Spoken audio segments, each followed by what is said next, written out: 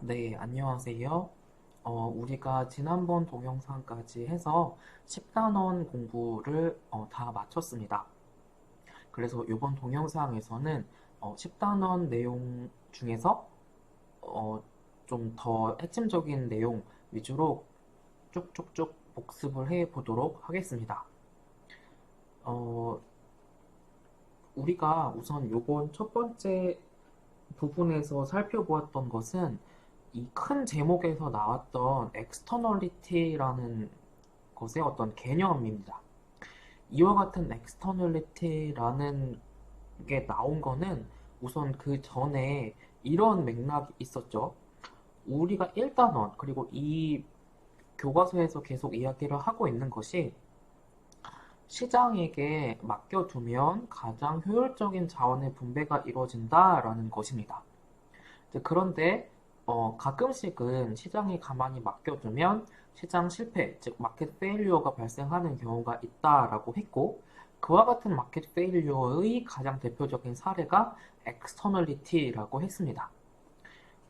그리고 이와 같은 엑스터널리티는 어, 어떤 수요와 공급, 그 물건이나 서비스와 관련한 수요자 혹은 공급자가 아닌 제3자가 영향을 받게 되는 경우를 externality라고 했습니다.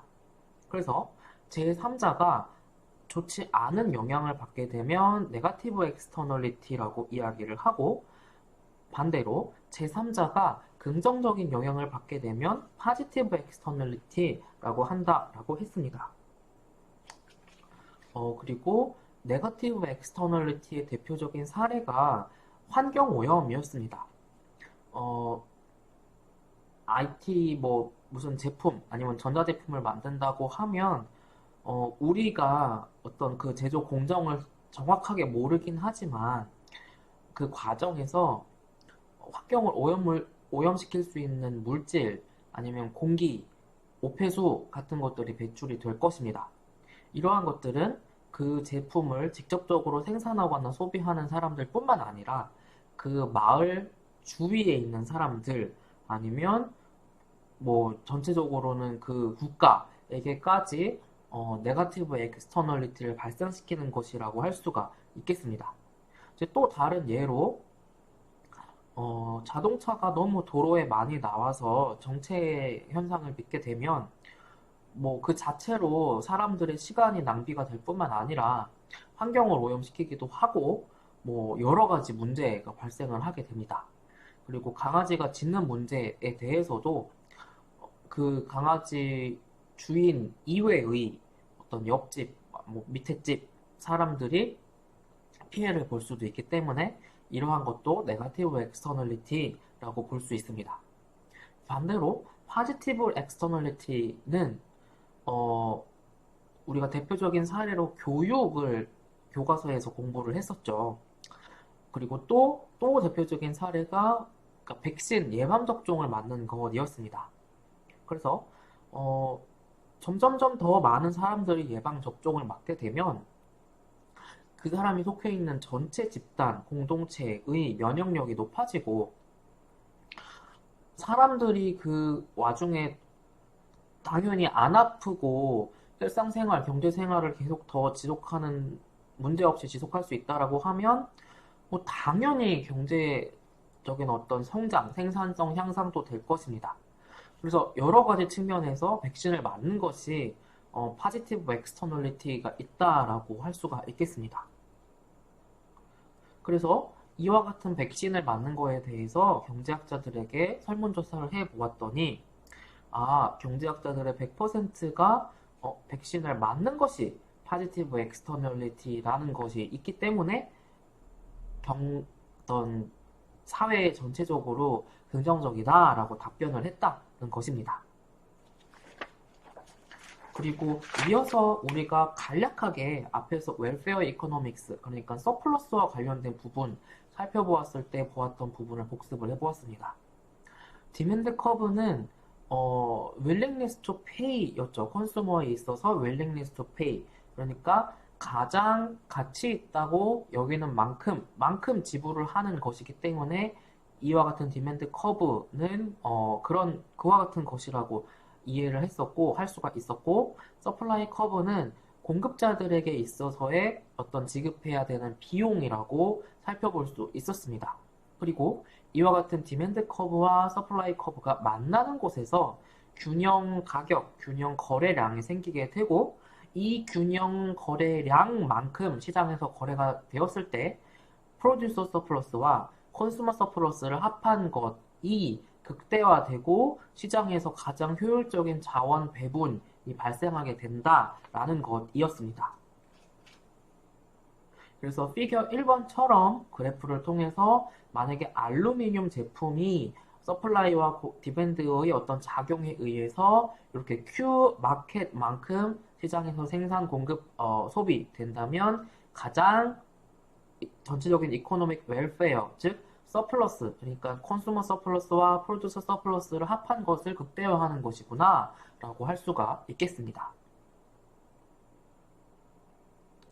우리가 첫 번째로는 네거티브 엑스터널리티를 살펴보았습니다.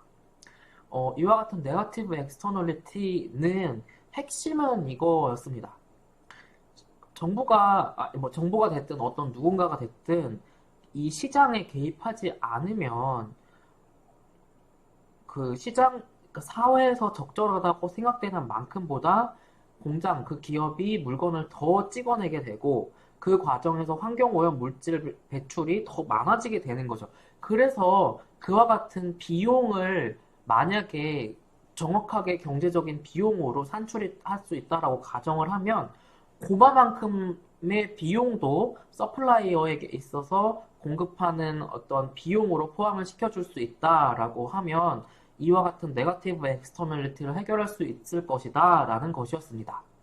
그리고 그래서 지금 그래프 피겨 2번을 보면 가만히 놔뒀으면 시장에서 요 Q 마켓만큼의 알루미늄이 생산되고 소비가 되었을 텐데 정부가 개입해서 이 액선을 코스트만큼을 딱 서플라이어에게 부과해서 소셜 코스트를 전체적으로 이와 같은 것의 그래프를 작용을 해보니까 Q 옵티멈으로 이렇게 균형 거래량이 줄어들게 됩니다. 그러면 이전보다 덜 알루미늄 제품이 생산되게 되면서 당연히 배출되는 환경오염 물질도 줄게 되겠고 전체적인 이코노믹 웰빙도 증가하게 된다라는 것이었습니다.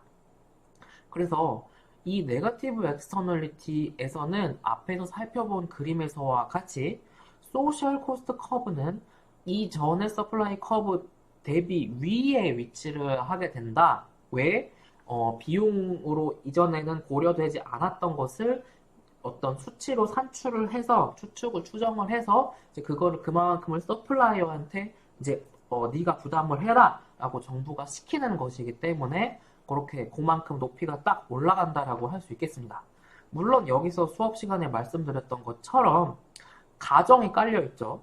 그와 같은 소셜 코스트를 정확하게 수치로 추정할 수 있다라는 가정. 그리고 두 번째, 그렇게 추정한 만큼의 동일한 만큼을 서플라이어에게 전가를 뭐 세금이 됐던 뭐 그런 걸로 전가를 한다라는 것이 였습니다. 그래서 이와 같은 네거티브 엑스터널리티가 발생하게 되면 사회적으로 한 양보다 많이 생산하고 있었기 때문에 정부가 이와 같은 시장 실패를 개선하기 위해서 어떤 텍스와 같은 것을 통해서 엑스터널리티를 인터널라이즈 하게 됩니다. 그러면 이 과정에서 아까 그래프에서 살펴보았던 것처럼 균형 생산량, 소비량이 줄어든 것을 살펴볼 수 있었습니다. 이제 이렇게 정부의 개입이 갑자기 없던 이와 같은 생산 비용이 서플라이어에게 더 부과가 되게 되면 그에 맞춰서 공급자의 행동이 변하게 되는 거죠. 그래서 이 1단원에서 배웠던 것, 어떤 제도라든지 어떤 경제적인 현상이 발생하게 되면 그에 따라서 사람들의 행동은 바뀐다라는 것이 이런 때 바뀌지라고 알 수가 있겠습니다. 그리고 당연하죠. 우리들이 일상생활에서도 당연합니다. 매일 편의점 가서 내가 사 먹던 커피가 1,500원이었는데 갑자기 3,000원이 됐다. 그러면 많은 경우에 아, 내가 커피를 좀 줄여야 되겠구나 라는 생각을 하던가 아니면 이제 그만큼 동일한 만큼의 커피를 소비를 하고 싶으면 뭐 내 소득을 어떻게든 늘리는 방향으로 그렇게 하려고 하겠죠. 그러니까 어떤 이런 현상이 바뀌면 사람의 행동이 바뀌게 된다라는 것이었습니다. 그리고 두 번째로 살펴본 부분은 positive externality였고 우리는 대표적으로 education이 있다라고 사례로 살펴보았습니다. 그리고 이와 같은 positive externality의 경우에는 앞에서와 반대죠. 사회적으로 바람직한 것보다 덜 생산이 되고 있더라. 그래서 정부가 이와 같은 엑스터널 베니핏만큼의 서브시디를 해당 산업에 제공함으로써 더 생산 소비될 수 있도록, 더 소비될 수 있도록 하는 거고, 그래서 전체적인 균형량이 증가를 하게 되는 것이었습니다. 그래서 이렇게 소셜 밸류 커브의 경우에는 이전의 디맨드 커브보다 위로 올라가게 되는 것을 우리가 살펴볼 수 있었습니다. 그리고 이와 같은 파지티브 엑스터널리티의 경우 정리를 다시 해보면 정부가 가만히 있으면 이 사회적으로 바람직한 것보다 덜 생산이 되게 된다. 그래서 정부가 이와 같은 서브시디와 같은 어떤 수단을 통해서 엑스터널리티를 인터널라이즈 함으로써 사회적으로 바람직한 양만큼 최종적으로 소비될 수 있게 균형량이 증가하게 되더라라는 것이었습니다. 네거티브 엑스터널리티와 파지티브 엑스터널리티 배운 것을 정리를 해보면 네거티브 엑스터널리티는 정부가 가만히 개입하지 않고 있으면 사회적으로 바람직한 것보다 기업들이 초과 생산하더라. 그래서 환경을 오염시키는 비용이라는 거를 텍스 형태로 기업에게 전가시킴으로 인해서 생산량을 줄이도록 하는 것이고 반대로 파지티브 엑스터널리티는 가만히 놔두면 소비되는 것보다 바람직한 소비량보다 덜 소비되더라. 그래서 더 소비될 수 있도록 정부에서 서브시디를 지급을 해서 바람직한 양만큼 시장에서 이게 어떤 교육 서비스가 이제 소비될 수 있도록 해주는 것이라고 할 수가 있겠습니다. 케이스 스터디에서는 이렇게 테크놀로지 스피로버 그리고 관련된 몇 가지에 대해서 살펴보았습니다. 그러면서 테크놀로지 스피로버는 대표적인 어떤 파지티브 엑스터널리티였기 때문에 우리가 여기서 같이 살펴보았던 것입니다. 그래서 대표적으로 우리가 얼마 전에 그런 뉴스도 있었거든요. 이공계에서 받는 R&D 예산의 거의 70% 이상이 정부에서 오는 거라고 하더라고요. 그래서 그만큼 이제 파지티브 엑스터널리티에 대해서 정부가 잘 알고 있기 때문에 굉장한 만큼의 R&D 예산을 이공계에 투입을 하고 있는 거죠. 그래서 익스터널리티를 인터널라이즈 하기 위해서 정부에서 이와 같은 서브시디를 이제 과학기술계에 지급을 하고 있는 것이라고 할 수가 있겠습니다. 그리고 어떠한 산업에 얼마만큼의 예산을 지급해서 그 산업을 이제 성장시켜야 할지에 대한 정책인 인더스트리얼 팔러시라든지 그리고 어떤 새로운 기술 아니면 아이디어 같은 것을 발명한 개인 혹은 기업에게 그 기술 혹은 아이디어를 사용할 수 있는 배타적인 권리 아니면 그거를 돈 주고 팔 수 있는 권리 같은 것을 지급하게 되는 개념인 페이턴트라는 것을 통해서 이와 같은 어떤 새로운 어떤 물건들, 서비스들이 개발될 수 있도록 장려하고 있다라는 것도 살펴보았습니다. 이제 아까 설문조사에서에 대비해서 지금 여기에서 추가된 부분은 아무리 백신이 파지티브 엑스터널리티가 있다 해도 어떤 종교적인 이유가 될 수도 있고 아니면 개인적인 신념 때문에가 있을 수도 있고 백신을 안 맞을 권리가 있을 수도 있습니다. 그래서 이제 그러한 것을 고려해서 햄에도 불구하고 한 89%의 경제학자가 그럼에도 불구하고 백신은 맞는 것이 좋겠다라는 의견을 내놓았습니다. 그리고 10.2 부분에서는 이렇게 지금까지 살펴보았던 엑스터널리티를 대표적으로 정부가 통제하고 해결하는 수단이었습니다.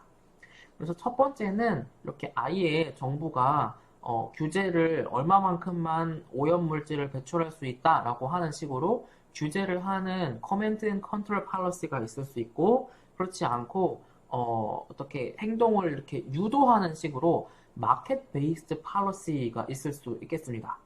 그래서 텍스라든지 서브시디라든지 폴루션 퍼미트를 거래를 한다든지 하는 것들이 다 마켓 베이스드 폴리시의 사례였습니다. 그래서 첫 번째, 레귤레이션의 경우에는 환경오염 물질을 1년에 아니면 한 달에 아니면 일주일에 얼마만큼만 배출해라 라고 이렇게 요구를 하고 법으로 정하고, 그렇지 않고 법을 지키지 않으면 뭐 어떤 벌금이나 아니면 어떤 뭐 처벌을 내리는 것이라고 할 수가 있겠습니다. 그럼에도 불구하고 아무리 이렇게 레귤레이션을 한다 하더라도 환경 오염을 아예 안 시킬 수는 없죠. 그쵸? 그러한 측면이 있었습니다. 그리고 마켓 베이스드 폴리시의 첫 번째 사례로 텍스와 서브시디를 살펴보았습니다. 이 컬렉티브 텍스의 경우에는 여기서 피구 비한 텍스라는 용어가 나왔는데, 이와 같은 컬렉티브 텍스라는 아이디어를 처음 제시한 경제학자 피구의 이름을 따서 컬렉티브 텍스를 피고세, 우리나라에서는 피고세라고 부르기도 한다라는 것이었습니다. 그래서 이와 같은 네거티브 엑스터널리티를 어떤 이렇게 그 의사결정 과정에 포함시킬 수 있도록 텍스를 매기는 방법이 이 커렉티브 텍스였습니다.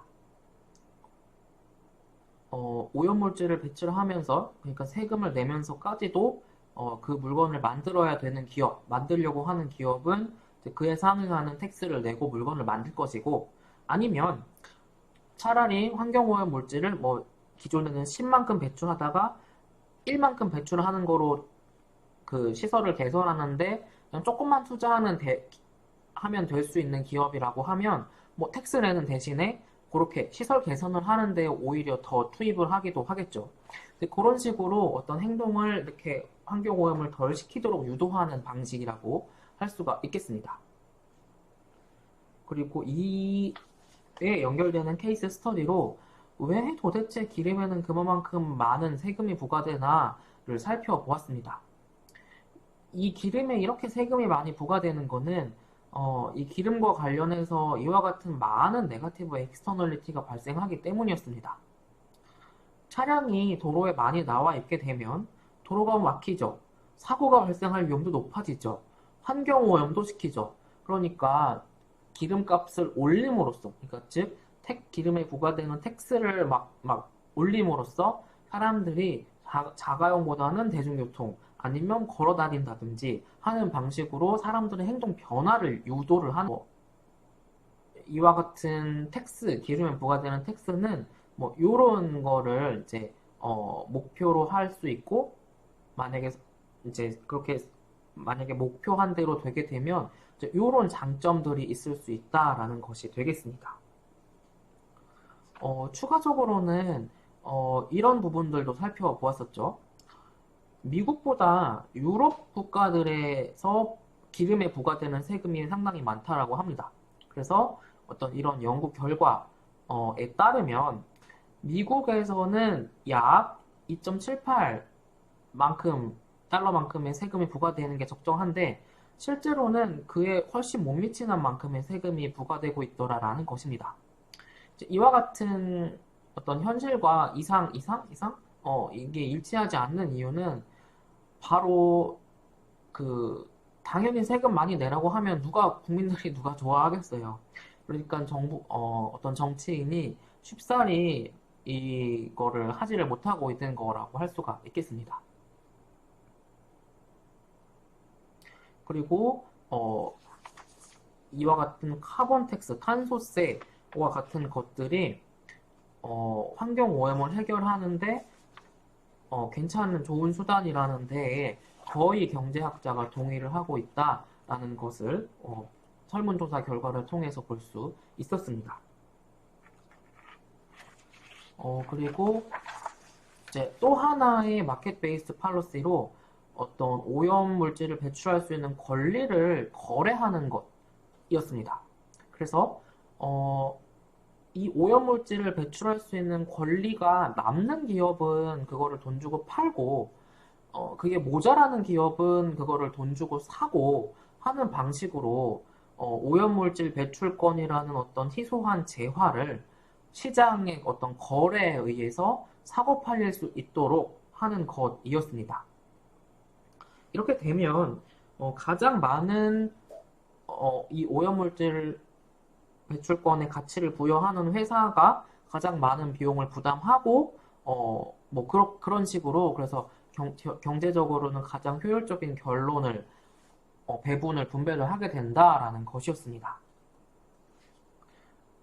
그래서 네, 결론적으로는 이와 같은 효율적인 결론을 얻게 된다, 결과를 분배를 할 수 있게 된다라는 것이었습니다. 그리고 이 첫 번째와 두 번째 마켓 베이스드 팔러시에서 살펴보았던 것은 커렉티브 텍스는 그 그러니까 부과되는 비용을 정부에게 납부를 한다. 그리고 방금 살펴본 폴루션 텍 퍼미츠는 그 비용을 어떤 상대방 회사랑 이제 사고 팔 때 거래를 한다. 그런데 이와 같은 차이점이 있음에도 불구하고 이 두 개는 모두 다 엑스터널리티를 인터널라이즈 하려고 하는 목적을 갖고 있는 것이다 라고 할 수가 있겠습니다. 피겨 4번을 통해서 살펴본 이 컬렉티브 텍스와 폴루션 퍼미츠의 차이는 컬렉티브 텍스의 경우에는 기업이 가능하다면 무제한 만큼의 세금을 내고 무제한 만큼의 물건을 찍어낼 수가 있겠죠. 그래서 여기 지금 보면 컬렉티브 텍스 서플라이 커브가 완전 탄력적으로 되어 있습니다. 반대로 폴루션 퍼밋의 경우에는 어쨌든 1년 아니면 한 달 아니면 어떤 그 국가에서 총 배출할 수 있는 폴루션 퍼밋을 제한을 하고 그 안에서 기업들이 사고 팔 수 있도록 해놓는 거기 때문에 이렇게 아이의 서플라이 커브가 수직으로 이제 서 있는 완전 인일래스틱한 경우라고 할 수가 있겠습니다. 그래서 이 피겨 4번에서는 하고 싶은 이야기는 어쨌든 이와 같은 디맨드 커브가 어떻게 이동하느냐에 따라서 균형 거래량이 결정이 된다라는 것을 요 컬렉티브 텍스와 폴루션 퍼미츠의 경우에도 같다라는 것을 이야기를 해주고 있습니다.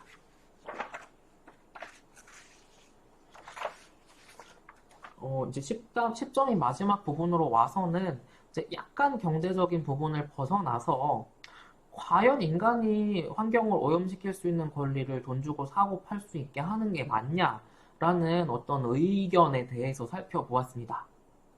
그럼에도 불구하고 환경 오염을 아예 안 시키는 것은 불가능하다. 그리고 환경 보호를 하는 거에 오퍼튜니티 코스트가 굉장히 크다. 그리고 지금 이런 이슈들도 있다. 즉 개발도상국들에서는 이제 한참 개발을 해야 되기 때문에 경제 발전을 해야 되기 때문에 아무래도 환경보호 이슈에 조금 덜 민감하게 된다. 그런데 이미 개발을 다 하고 경제 발전을 충분히 해서 이제 뭐 어떤 신재생 에너지, 뭐 친환경 에너지로 이렇게 산업 구조를 변경할 수 있는 소위 말하는 선진국들은 이제 조금 여유가 있는 거죠. 그러니까 덜 민감하게 환경 보호를 조금 더 수용을 할 수가 있게 되겠습니다. 그렇지만 어쨌든 클린 에너지, 클린 워터 모두 다 우리 인간에게 있어서 재화다. 그러면 이렇게 수요의 법칙을 따라가게 된다라는 것도 부수적으로 살펴보았습니다. 마지막으로 10.3에서는 이제 10.2에서 살펴보았던 어떤 퍼블릭한 툴뿐만 아니라 프라이빗한 툴도 있을 수 있음을 살펴보았습니다. 그래서 뭐 도덕 규범이라든지 장학금을 기부를 하는 것이라든지 아니면 이제 서로 이해관계가 있는 사람들끼리 계약을 맺는다든지 아니면 아예 사업을 통합을 해버린다든지 하는 식으로 개인들 간의 프라이빗한 솔루션을 통해서 엑스터널리티를 인터널라이즈 하는 경우도 있었습니다. 이제 그것에 더해서 코즈라는 경제학자의 이름을 따서 코즈 티오렘이라는 것을 공부를 했죠. 뭐냐면 개인들의 이런 사적인 어떤 이해관계 그리고 작용을 통해서 충분한 충분히 효율적인 자원 배분이 이루어질 수 있다라는 것이었습니다. 그래서 결론적으로 모두가 다 좋은 결론을 얻게 됐고, 가장 효율적인 자원 분배가 이루어지게 된다라는 것이었습니다. 그래서 이와 같은 것의 사례로 딕이라는 사람과 제인이라는 사람이 딕이 키우는 개 그리고 제인은 이 개 때문에 밤에 잠을 못 자는 거로 입는 피해 이 예를 가지고 어떻게 됐을 때 개인들이 협상을 할 수 있고 혹은 협상에 이르지 않게 되고 그래서 어떠한 효율적인 결론을 얻게 되는지 그리고 이 제인과 딕 중 누군가가 아니면 어느 정도의 비율로 조금 더 어떤 권리를 더 가지고 있다면 이제 마찬가지로 그러한 권리를 누가 조금 더 갖는다 하더라도 어쨌든 개인들 간의 사적인 협의를 통해서 엑스터널리티가 해결될 수 있음을 살펴보았습니다. 마지막으로는 프라이빗 솔루션의 한계점을 살펴보았는데 이러한 것은 쉽게 생각하실 수 있는 것처럼 트랜잭션 코스트가 굉장히 많이 들 때에는 개인들 간의 협상이 쉽지가 않았습니다. 이해관계자가 너무 많아. 그러면 일일이 다 한 명씩 다 찾아다니면서 협상하고 해야 되는데 이게 쉽지가 않겠죠. 이런 게 다 어떤 보이지 않는 트랜잭션 코스트라는 겁니다. 그래서 이게 너무 크게 되면 협의가 안 되고 오히려 어떤 그 파업이라던가 아니면 무슨 뭐 협상이 결렬된다던가 하는 좋지 않은 경제적인 결과를 맞이하게 된다라고 또 살펴보았습니다. 그래서 우리가 요번 10단원에서는 여기까지 엑스터널리티에 이제 관련된 몇 가지 이야기들을 살펴보았습니다. 그러면 이번 동영상에서는 여기까지 복습을 마치도록 하겠습니다.